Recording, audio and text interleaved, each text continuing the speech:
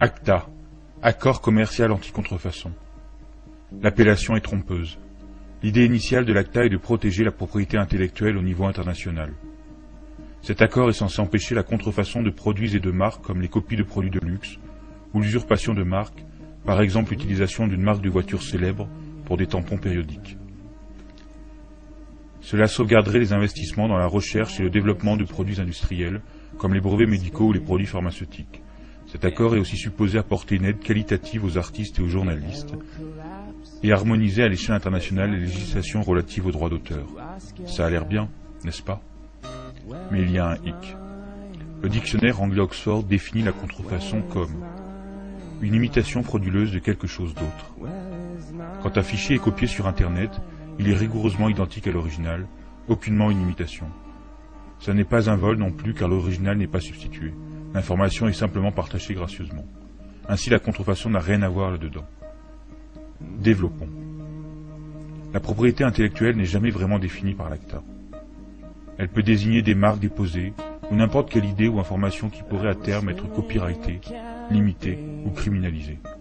Cela va avoir un effet épouvantable sur Internet tel que nous le connaissons à l'heure actuelle. Le texte de l'ACTA recouvre un grand nombre de domaines, il est très complexe et difficile à appréhender. Nous allons donc vous montrer ce qui arrivera à Internet en usant d'analogies avec le monde physique. Imaginons que vous payiez un cours de cuisine.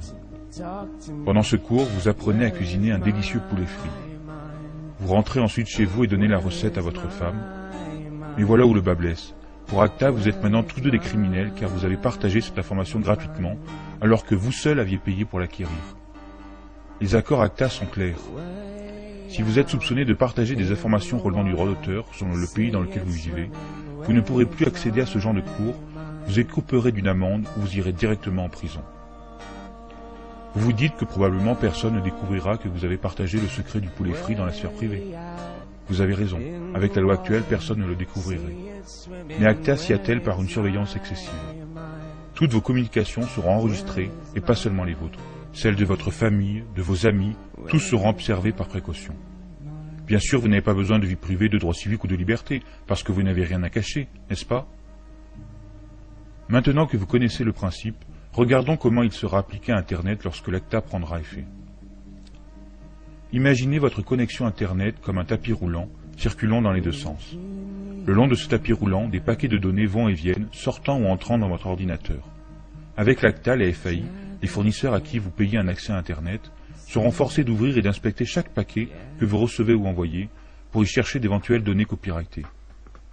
Envoyez ou recevez des informations copyrightées plusieurs fois, et vous serez coupé d'Internet ou ferez face à des poursuites judiciaires. Cela signifie que si vous envoyez un fichier MP3 à un ami avec un logiciel de messagerie instantanée, uploadez une vidéo d'une soirée où l'on entend de la musique copyrightée, ou citez un article de presse copyrighté dans un email, votre compte est bon. C'est comme ça. Comme si cela ne suffisait pas, l'information concernant l'article de journal que vous avez envoyé par email sera transmise aux éditeurs, et à leur demande, vous pourrez écoper d'une amende ou d'une peine de prison. Les FAI seront requis de vérifier qu'aucun contenu copyrighté, ni aucun lien vers du contenu copyrighté ne se trouve jamais sur leur serveur. Cela sera fatal pour les sites qui hébergent du contenu généré par leurs utilisateurs, comme de la musique, des photos ou de la vidéo. Comment YouTube ou Twitter pourraient fonctionner avec une telle loi? Internet tel que nous le connaissons est ainsi sur le point d'être détruit.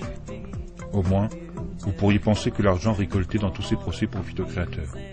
Mais les musiciens, écrivains, cinéastes, journalistes, développeurs et chercheurs sont tout aussi perdants, car bientôt tenus de respecter les mêmes règles.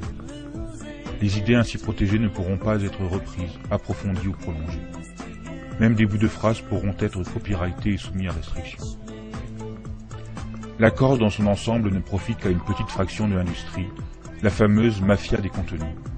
Les compagnies comme la RIAA et la MPAA qui ont tenté depuis longtemps de résoudre le problème Internet, qui menace leur modèle économique obsolète.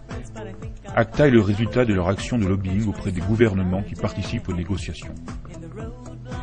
La dernière fille du document officiel indique que toutes les techniques pour contourner les filtres de contenu et l'infrastructure de blocage seront ainsi déclarées illégales. Le pire dans cette histoire est que tout se fait sous le manteau. Si vous êtes européen, cet accord est élaboré par des individus que personne n'a élus. Vous avez déjà vu où cela a mené YouTube? Des vidéos sont bloquées dans certains pays.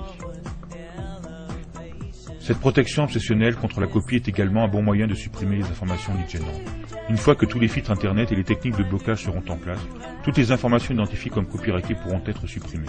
Peut-être votre blog critique ou votre compte Twitter, ou la vidéo que vous avez faite sur les élections truquées ou des catastrophes écologiques, ou même les photos de vos chatons.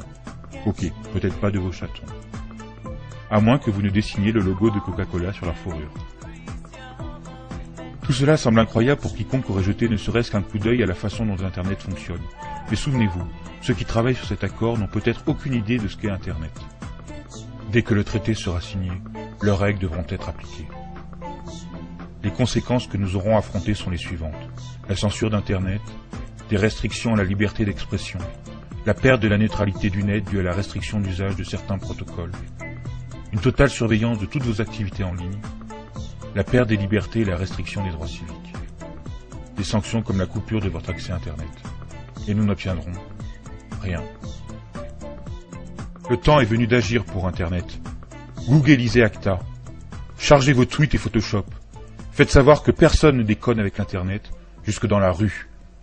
Stop au Kraken.